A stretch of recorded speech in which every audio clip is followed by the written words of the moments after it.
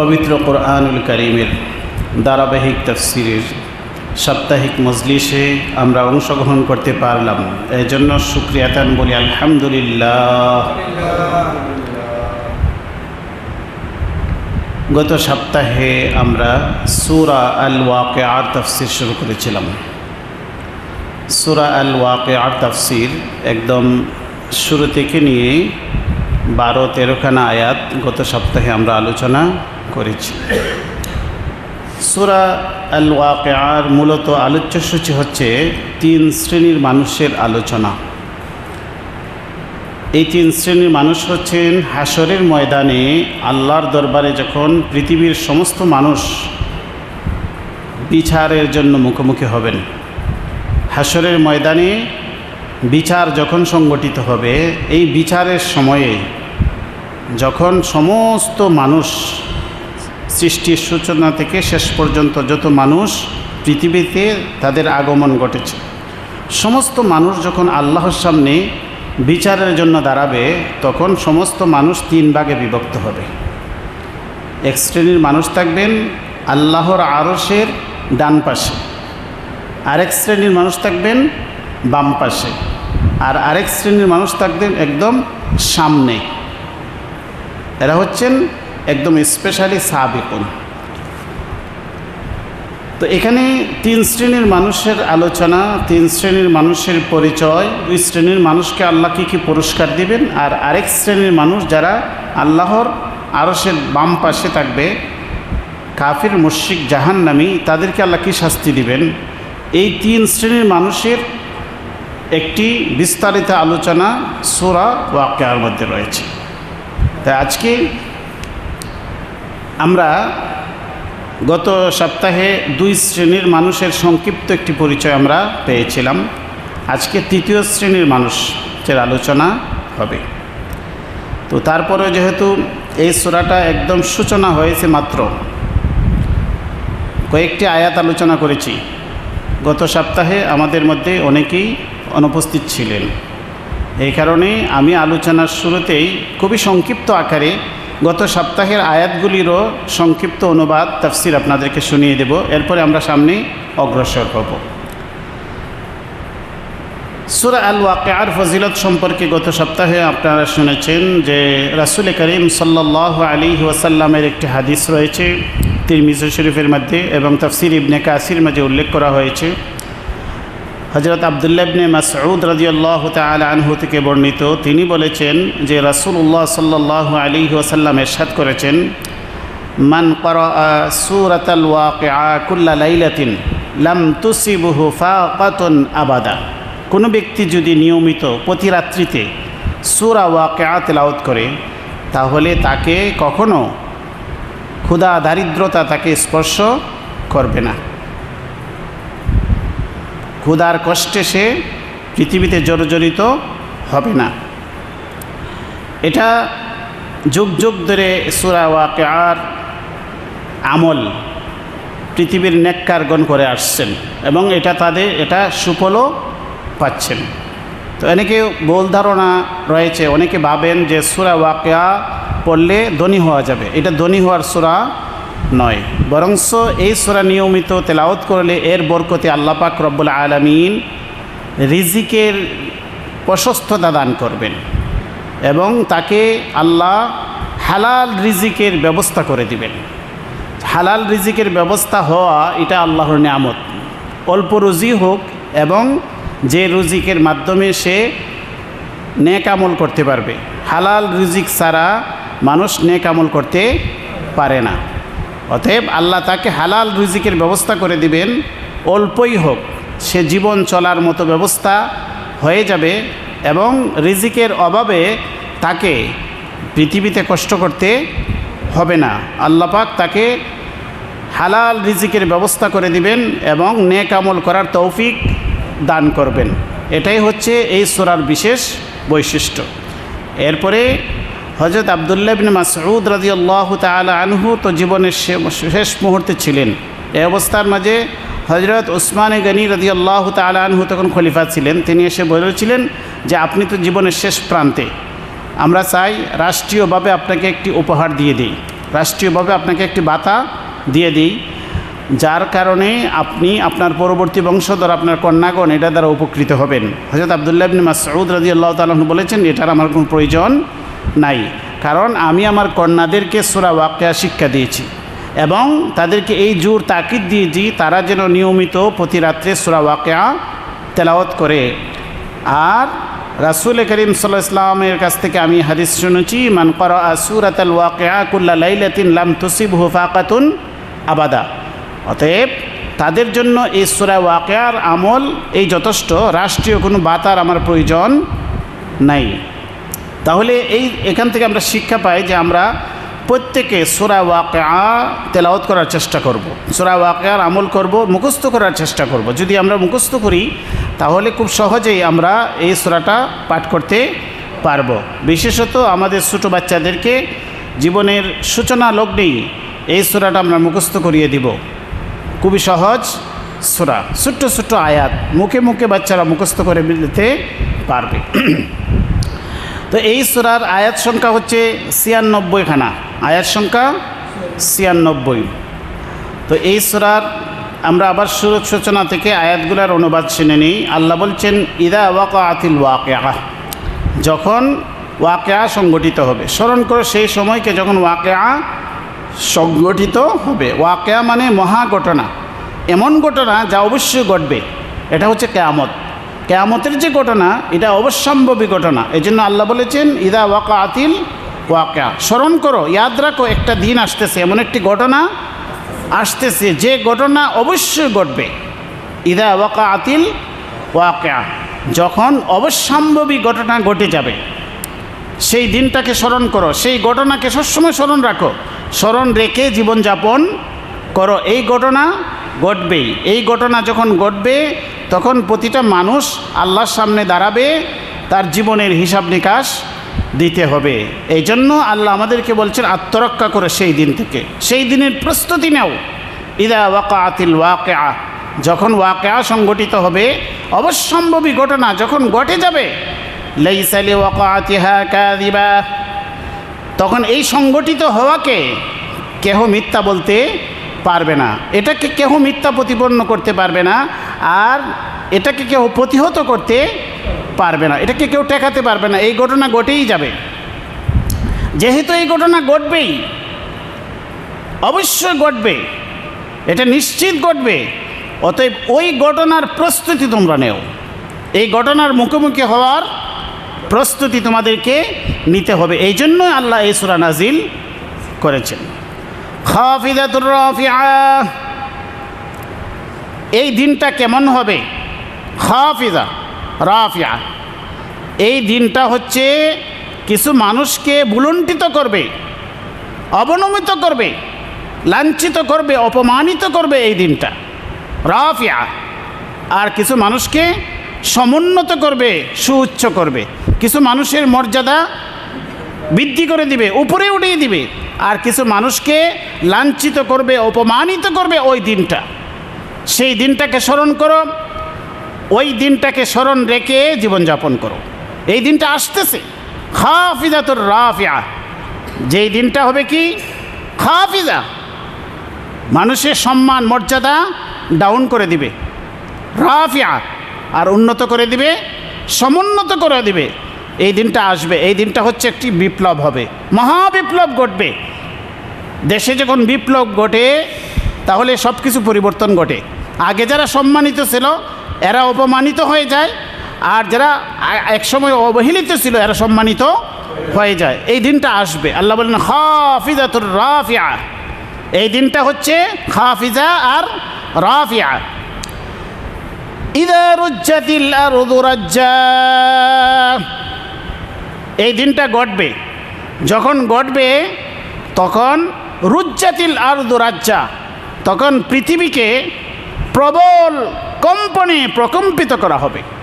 ইযা রুজ্জাতিল আরদু রাজ্জা, পৃথিবীকে প্রবল কম্পনে প্রকম্পিত করা হবে।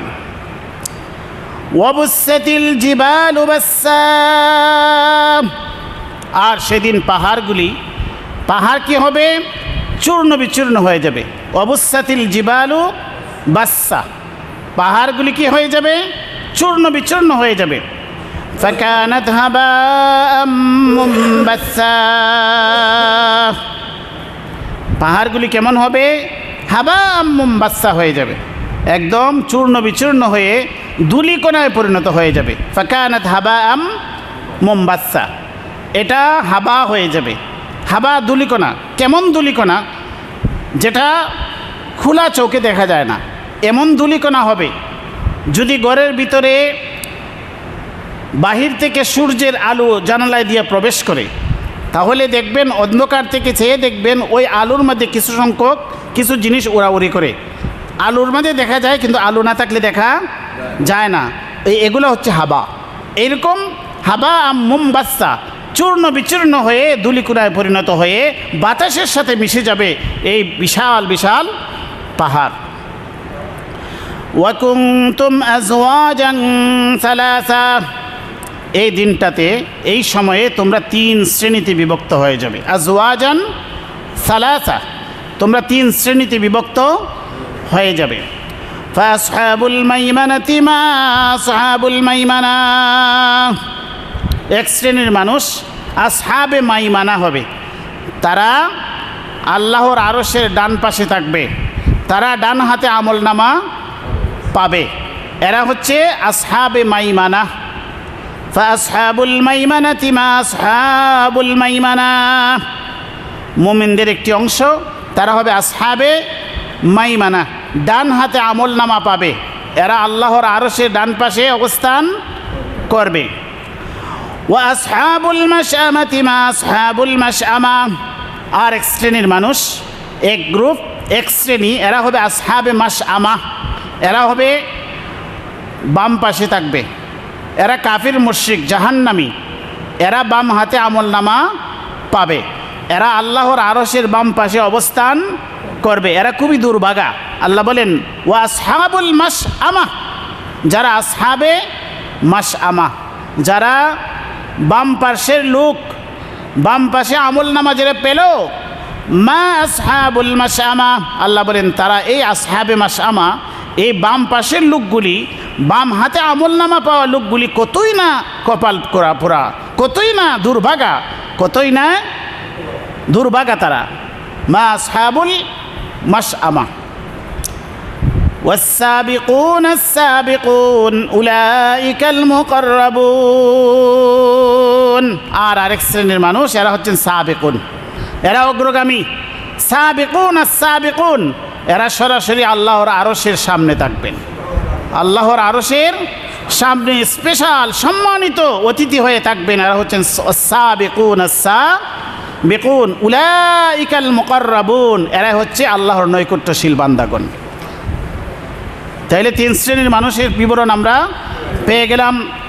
এক শ্রেণীর মানুষ থাকবেন আল্লাহর আরশের ডান পাশে, যারা আমলনামা ডান হাতে পাবেন, এরা মুমিনদের একটি অংশ।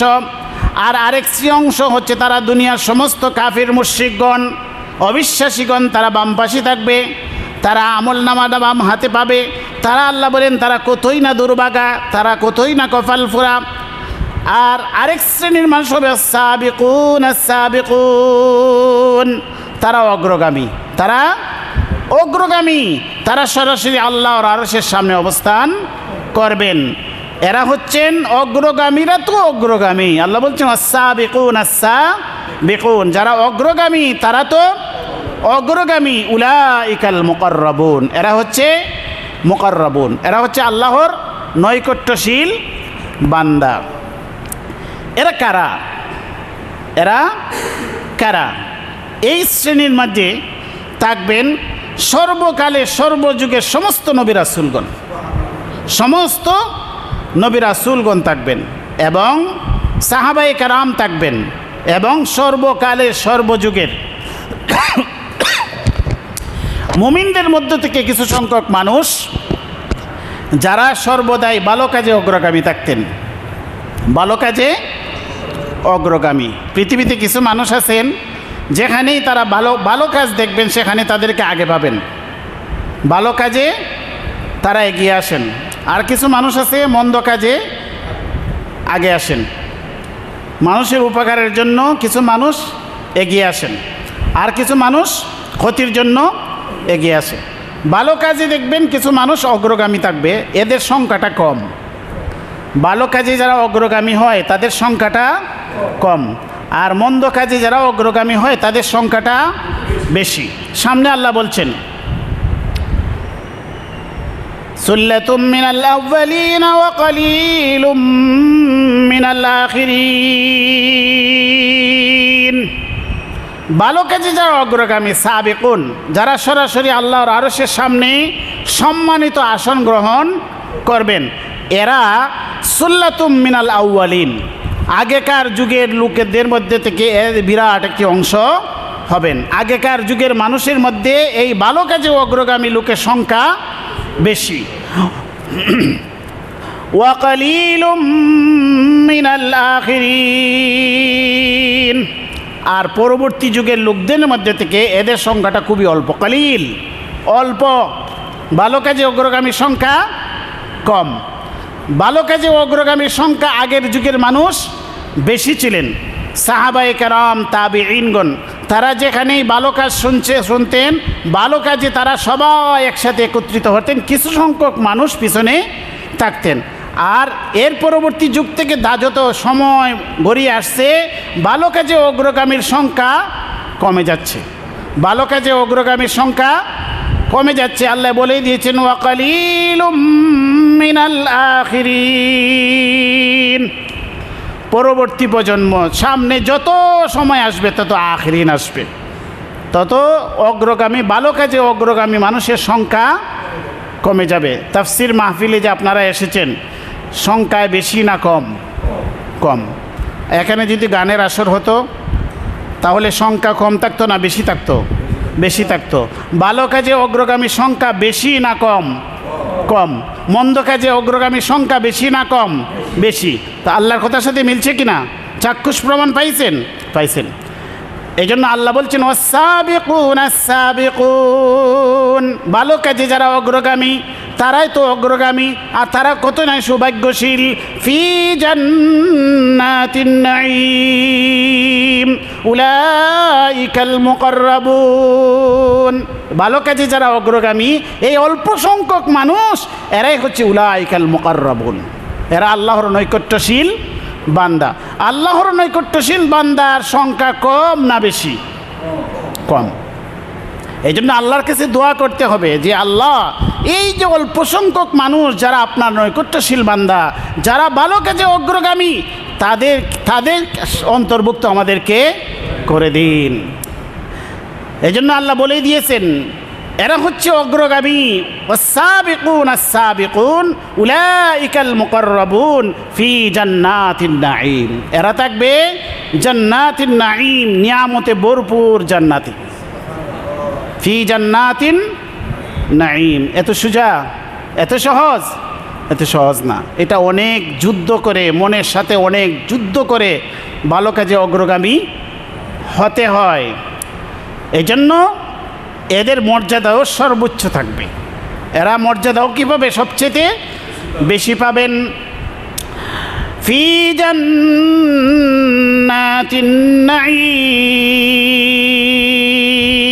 এই ভালো কাজে অগ্রগামী লোকগণ তারা থাকবেন জান্নাতিন নাঈম, নিয়ামতে ভরপুর জান্নাতে তারা থাকবেন। কীরকম নিয়ামত তারা পাবেন আল্লাহ বলে দিচ্ছেন, আলা সুরুরিম মাউদুনাহ, এরা সিংহাসনে বসবেন, উঁচু সিংহাসনে। এরা সিংহাসনটা কি হবে? উঁচু হবে। আলা সুরুরিম মাউদুনাহ, এটা মণি মুক্তা, স্বর্ণ খচিত উঁচু সিংহাসনে তারা সমাসীন হবেন, বসবেন। মুত্তাকিইনা আলাইহা মুতাকাবিলিন, উঁচু সিংহাসনে তারা বসবেন, স্বর্ণ মণি মুক্তা খচিত এরকম উঁচু সিংহাসনে তারা সমাসীন হবেন। মুত্তাকিইনা আলাইহা, সেখানে তারা হেলান দিয়ে বসবেন। সিংহাসনে কিভাবে বসবেন? খুবই আয়েশের সাথে, রাজা বাদশারা পৃথিবীতে যেভাবে বসেন একবারে হেলান দিয়া দেশের রাজা বাদশাগণ প্রেসিডেন্টগণ বসছেন যে সেভাবে মুত্তাকিঈনা তারা হেলান দিয়ে বসবেন। তারা হেলান দিয়ে যারা বসেন বোঝা যায় এই লোকের কোনো চিন্তা নাই, কোনো দুশ্চিন্তা নাই। আর চিন্তাগ্রস্ত মানুষ, দুশ্চিন্তাগ্রস্ত মানুষ এভাবে বসতে পারে না, সে সবসময় মাথা নিচু করে চিন্তিত অবস্থায় থাকে। আল্লাহ বলেন মুত্তাকিঈনা আলাইহা, এই স্বর্ণখচিত মণি মুক্তাখচিত উঁচু আসনে তারা হেলান দিয়ে বসবেন। মুতাকাবিলিন, একজন একজনের সামনে আরেকজন সামনাসামনি থাকবেন, একজনের সামনে একজনের চেহারা দেখতে পাবেন। মুতাকাবিলিন, সামনাসামনি তারা বসবেন। আর কিভাবে তাদের সেই পরিবেশটা হবে? ইয়াতুফু আলাইহিম বিলদানুম মুখাল্লাদুন, তারা যে এই সিংহাসনে বসবেন তাদের সেবা করার জন্য, খেদমত করার জন্য আল্লাহ নিয়োজিত রাখবেন এমন সব লোক। ইয়াতুফু আলাইহিম বিলদানুম মুখাল্লাদুন, তাদের সেবা করার জন্য, তাদের সামনে খাদ্য পানীয় পরিবেশন করার জন্য কিছু ওয়েটার থাকবেন। হোটেলে গেলে কিছু মানুষ পরিবেশক থাকে না, জান্নাতি ওয়েটার থাকবেন, পরিবেশক। কেমন পরিবেশক হবেন? বিলদানুম মুখাল্লাদুন, এরা হবে কিশোর বয়সের। বেশি বয়স্ক লোক যদি ওয়েটার থাকে তাহলে ভালো লাগে না, কম বয়সী থাকবে। বিলদান মুখাল্লাদুন, তারা চিরকিশোর, তারা কখনো তাদের বয়স আর বাড়বে না। যে বয়সের ওয়েটার হলে সুন্দর দেখা যায় এইরকম বয়সের আল্লাহ তাদেরকে আজীবনের জন্য রেখে দিবেন, তাদের বয়স আর বৃদ্ধি পাবে না। ইয়াতুফু আলাইহিম, তাদের আশেপাশে ঘোরাফেরা করবেন। বিলদানুম মুখাল্লাদুন, চিরকিশোরগণ।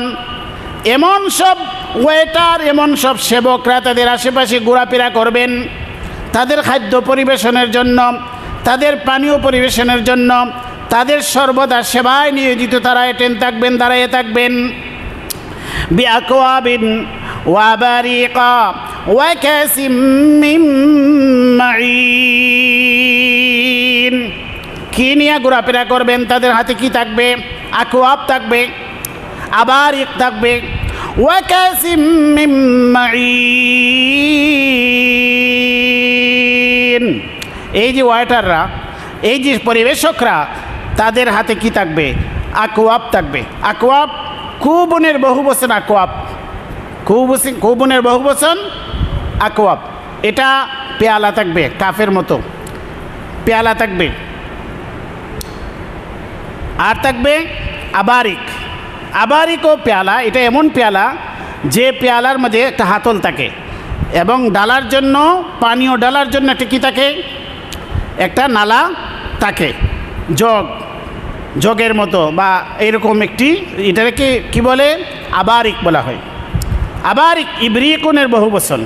এমন সব পাত্র থাকবে যে পাত্রর মধ্যে কি থাকবে?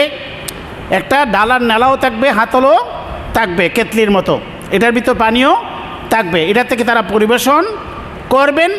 বিআকওয়াবিন, কুবুনের মধ্যে, অর্থাৎ পান পাত্রর মধ্যে তারা ঢেলে তাদের সামনে কী করবেন? উপস্থাপন করবেন পানীয়, জান্নাতি পানীয়। ওয়া কাসিম মিন মাঈন, আর কিছু জিনিস থাকবে কাসুন। কাসুন মানে হচ্ছে পানীয় ভর্তি, একদম ইনটেক কিছু পেয়ালা থাকবে, এটা পানীয় ভর্তি। কিছু থাকবে লুজ, এটা ঢেলে ঢেলে খানা খাওয়ারও হবে পাত্রের মধ্যে। আর কিছু থাকবে একবারে পেয়ালা ভর্তি, পরিপূর্ণ। ওয়া কাসিম মিন মাঈন, এটা জান্নাতি ঝর্ণা থেকে পানীয় দ্বারা এই পাত্রগুলো একদম ভরপুর থাকবে। লা ইউসাদ্দাউনা আনহা ওয়া লা ইউনজিফুন, জান্নাতি সাবিকুন, অগ্রগামী জান্নাতে তাদেরকে যে আপ্যায়ন করানো হবে, সূচনা হবে কিসের মাধ্যমে? শরবতের মাধ্যমে। দুনিয়াতে দূর থেকে মেহমান আসলে প্রথম আমরা কি দেই? শরবত। ঠান্ডা পানীয় দেই না? আল্লাহ ঠান্ডা পানীয় দিবেন। প্রথম তাদেরকে শরবত পরিবেশন করা হবে, জান্নাতি ঝর্ণার পানীয়গুলা। এইগুলা যে পান করবে, দুনিয়াতে শরবতের মধ্যে বিভিন্ন ধরনের আছে। যারা বেশি বড় লোক, বেশি শিল্পপতি বড় লোক, তাদের পানীয় একরকম, আর গরিবদের পানীয় আর এক রকম। বড় লোকরা এমন পানীয় খান যে পানীয় খাইলে কী হয়, তাদের মাথা ব্যথা করে, মাথা ঘুরায়। এগুলা কি? হ্যাঁ, এগুলা খায়। তাইলে মানুষ ভাবতে পারে যে জান্নাতের মধ্যে গেলে মনে হয় দুনিয়ার মতো কোনো শরাব পরিবেশন করা হবে। আল্লাহ বলেন না, এটা বাবার কোনো প্রয়োজন নাই। এটা এমন শরাব দেওয়া হবে, এমন পানীয় দেওয়া হবে, দুনিয়ার পানীয়র মতো এমন কোনো হবে না। লা ইউসাদ্দাউনা আনহা ওয়ালা ইউনজিফুন। যে পানীয় পান করে জান্নাতীগণ, লা ইউসাদ্দাউনা আনহা, এর দ্বারা তাদের মাথা ব্যথা হবে না। ওয়ালা ইউনজিফুন, আর এরা বিকারগ্রস্ত হবে না, মাতাল হবে না। দুনিয়াতে মদ পান করে, বেশি পান করলে মাথা ব্যথা করে, আর কি করে? তারা মাতাল হয়ে যায়। জান্নাতের মধ্যে যে পানীয় দেওয়া হবে, এটার মধ্যে এই বৈশিষ্ট্য থাকবে না। এই বৈশিষ্ট্য যেহেতু মাতলামি থাকবে না, এটা দুনিয়ার কোনো মদ নয়। পাগলরা বলে জান্নাতে গেলে মদ খাওয়ানো হবে। এটা কি মদের কথা আল্লাহ বলছেন? মদের বৈশিষ্ট্য কি? মদ খাইলে মানুষ অতিরিক্ত খাইলে মাতাল হয়ে যায়, ধীরে ধীরে তার জ্ঞান বুদ্ধি লোপ পায়, তারপরে তার বিভিন্ন রোগ ব্যাধিতে আক্রান্ত হয়। আল্লাহ বলেন না, এটার মধ্যে এইগুলা থাকবে না। লা ইউসাদ্দাউনা আনহা ওয়ালা ইউনজিফুন। এগুলা পান করার দ্বারাতে তাদের মাথা ব্যথাও হবে না, আর তারা বিকারগ্রস্ত হবে না, মাতাল হবে না। আর কি থাকবে? শরবত তো গেল, এরপরে মেহমানদের জন্য ফল ফ্রুট পরিবেশন করা হবে। ওয়া ফাকিহা, এরপরে থাকবে ফল ফ্রুট।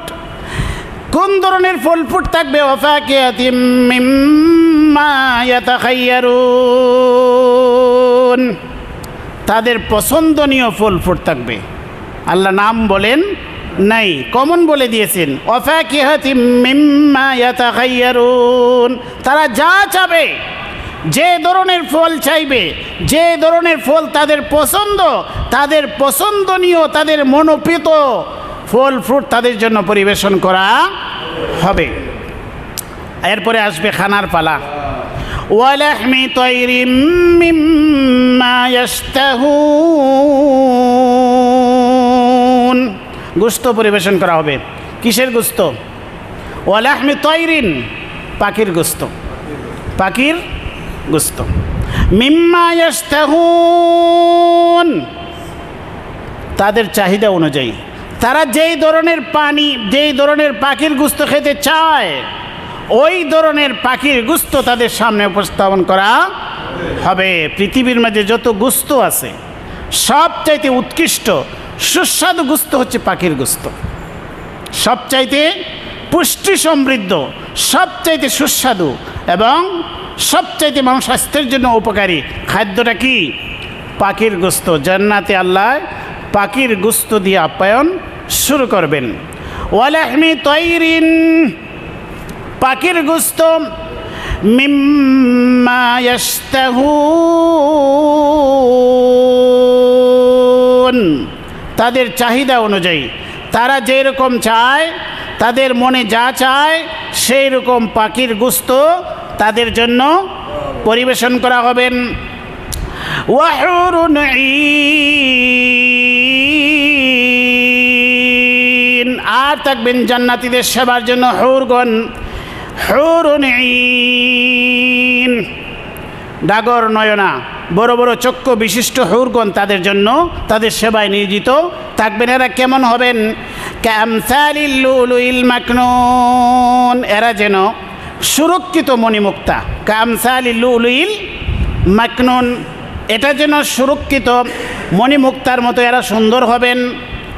জাযাআম বিমা কানু ইয়ামালুন, এটা হচ্ছে জাযা। এটা কি? জাযা।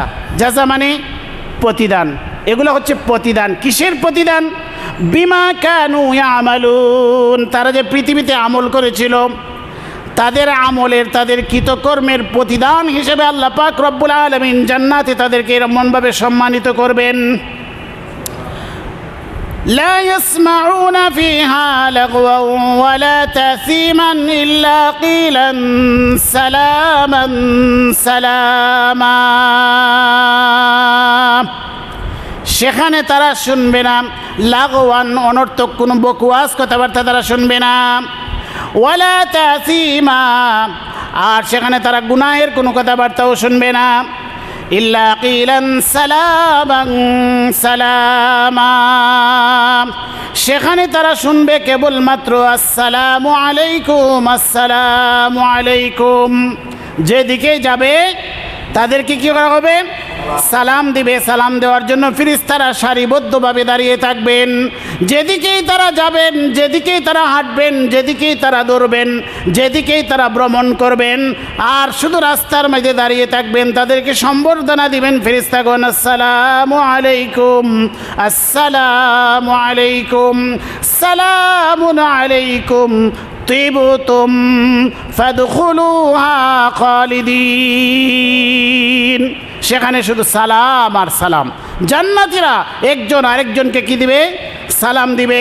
জান্নাতীদেরকে ফেরেশতাগণ সালাম দিবেন, আল্লাহর পক্ষ থেকে তাদেরকে সালাম পাঠানো হবে, সালামুন কাওলাম মির রাব্বির রহিম। আল্লাহর পক্ষ থেকে তাদেরকে সালাম দেওয়া হবে। লা ইয়াসমাউনা ফিহা লাগওয়ান ওয়ালা তাসিমা সেখানে তারা শুনবে না কোনো লঘু কথাবার্তা, অনর্থক বকওয়াস কথাবার্তা সেখানে শোনা যাবে না, ওয়ালা তাসিমান আর মিথ্যা কথা গুনাহের কথা সেখানে শোনা হবে না। অনর্থক কথা শোনা যে কষ্টকর এটা বুঝেননি। অনর্থক কথা যে কষ্টকর, যা বলতেছে এটা আমি বুঝতেছেন আপনি যে এটা কোনো কাজের কথা না, কিন্তু আপনার সামনে চলছে সেটা, এটা কতটুকু বিরক্তকর বুঝেন? শূন্য দেখেন আপনার পাশে যদি একজন মানুষ বৈশা সারাদিন বকওয়াস, এটার কোনো অর্থ নাই, অনর্থক সব কথাবার্তা, মানুষের গীবত শেকায়ত, অমুকের কথা তমুকের কথা, নিজের বাহাদুরি, জীবনে কি করছে না করছে আপনাকে শোনাইতেছে, ঢেলে দিচ্ছে আপনার কানে, এগুলো খুব আগ্রহ সহকারে আপনি শুনছেন। আমি হ্যান ছিলাম চেন ছিলাম, এতে আমার কিছু আসে যায়? এগুলো সব অনর্থক বকওয়াস। এগুলো শোনার জন্য, এগুলো যখন শুনে মানুষের কষ্ট হয় না, কিন্তু মুখ দ্বারা বলতে পারে না। হয়তো এমন ব্যক্তি আপনার সিনিয়র ব্যক্তি, কিছু বলতে পারতেছেন না, কিন্তু আপনাকে সে শোনাইতেছে, সে আজীবনে এন ছিল তেন ছিল, এগুলো সব আপনাকে শোনাইতেছে, তার এই আছে সেই আছে, এগুলো আপনাকে শোনাইতেছে। এগুলো শোনার জন্য কোনো আগ্রহ আছে কারো? নাই। তো এটা যে কষ্টকর, এই ধরনের অনর্থক কোনো কথাবার্তা সেখানে কেউ কাউকে শোনাবে না, গুনাহের কথা কেউ কাউকে শোনাবে না, গীবত শেখায়তে কেন থাকবে না, হিংসাত্মক কোনো কথাবার্তা থাকবে না, সেখানে কোনো ধরনের গুজব অপপ্রচার, কোনো ধরনের তথ্য সন্ত্রাস সেখানে থাকবে না, মিথ্যা কথা সেখানে নেই। মিথ্যা কথা নাই কেন? লা ইয়াসমাউনা ফিহা লাগওয়ান ওয়ালা তাসিমা সেখানে কোনো বকওয়াস নাই, মিথ্যা কথা নাই, সেখানে কোনো অনর্থক কথাবার্তা নাই, বাজে গাল গল্প নাই, সেখানে কোনো নাটক সিনেমার মতো মিথ্যা গল্প নাই, নাচ গান নাই। কেন নাই? কেন সেখানে শোনা হবে না? কারণ সেখানে এমন সব লোক মানুষ জান্নাতে যাবে যারা পৃথিবীতে এই সব জিনিস পছন্দ করতো না। এই সব লোক এই পৃথিবীতে এগুলো পছন্দ করতো না, গীবত পছন্দ করতো না, শেখায়ত পছন্দ করতো না, অনর্থক ফালতু গল্প কথাবার্তা তার পছন্দ হতো না পৃথিবীতে, গুনাহের কথা, গুনাহের কাজ, নাচ গান এগুলো তার পছন্দ ছিল না। এই জন্য আল্লাহ পাক রব্বুল আলামিন তার রুচির সাথে মিল রেখে পৃথিবী জান্নাতকে এইভাবে সাজাইবেন। আর পৃথিবীতে যে সমস্ত লোকগুলা গুনাহের কাজকে ভালোবাসত, অনর্থক গাল গল্পকে পছন্দ করত, এটাকেই সে অগ্রাধিকার দিত, গীবত শেখায় সে নিজেও করত, অন্যকেও শোনাইতো, ওই সমস্ত লোকগুলা সেই জান্নাতে প্রবেশই করতে পারবে না। এই সমস্ত বকওয়াসগুলা জান্নাতে প্রবেশ করতে পারবে না। ওই সমস্ত অনর্থক গল্পকারী, অনর্থক কথাবার্তা বলনেওয়ালা আর গুনাহের কথা বলনেওয়ালারা জান্নাতে প্রবেশই করতে পারবে না, সেখানে যাবে না। ওই সমস্ত বাজে লোকগুলা, পালতু লোকগুলা, গীবতকারী, শেখায়তকারী, হিংসুক, ঘৃণাকারী, এরা আপনার সাথে সেখানে প্রবেশই করতে পারবে না। প্রবেশ করে গিয়ে আপনাকে আর ডিস্টার্ব করবে না। দুনিয়াতে যা ডিস্টার্ব করেছে এটা তার একটি ক্ষমতা আল্লাহ দিয়েছিলেন। এই জন্য যারা সর্বদা মিথ্যা কথা বলে, অনর্থক গাল গল্প শুনিয়ে মানুষের সময় নষ্ট করে, যেই সময়টা সে গল্প শোনাইছে মিথ্যা কথা, এটার কোনো ভিত্তি নাই, গল্প শোনাইছে, নাটক বানাইছে, সে তার মনের মাধুরী মিশিয়ে মিথ্যা গল্প আপনাকে শুনিয়ে একটা ঘন্টা নষ্ট করেছে। এই সময়টার ভিতরে আপনি ইচ্ছা করলে কয়েক পারা কোরআন তেলাওয়াত করতে পারতেন, কয়েক হাজার বার আপনি আল্লাহর নাম নিতে পারতেন, সুবহানাল্লাহ বলতে পারতেন, আলহামদুলিল্লাহ বলতে পারতেন, আল্লাহু আকবার বলতে পারতেন, কোনো না কোনো ভালো কাজ করতে পারতেন, পরিবারকে সময় দিতে পারতেন, সন্তানদেরকে সময় দিতে পারতেন, কিন্তু আপনাকে ওইটাতে লাগাই রাখছে। ওই সমস্ত লোকগুলি যারা মানুষের সময় নষ্ট করে ওই সমস্ত ফালতু কাজের মাঝে লাগিয়ে মিথ্যা কথা, মিথ্যা ভাষণ, টকবাজরা বসে বসে মিথ্যা কথা বলে, বসে বসে মানুষের দালালি করে, মিথ্যা কথা সত্য এবং মিথ্যাকে মিক্স করে মানুষের মাঝে দ্রুমজাল সৃষ্টি করে দেয়। এই সমস্ত লোকগুলা সেখানে গিয়ে আপনাকে আর ডিস্টার্ব করবে না, সেখানে যেতেই পারবে না তারা। এরা কোথায় থাকবে? ওই বাম দিকে থাকবে। আসহাবে মাশআমা, জাহান্নামী তারা বাম দিকে চলে যাবে, আর জান্নাতীরা ডান দিকে চলে যাবে। আর স্পেশাল জান্নাতীরা আল্লাহর সামনে চলে যাবে। কিয়ামতের দিন আর মিক্স থাকবে না। দুনিয়াতে মিক্স, ভালো মন্দ মিলাইয়া মিক্স, কিন্তু সেদিন আর মিক্স থাকবে না।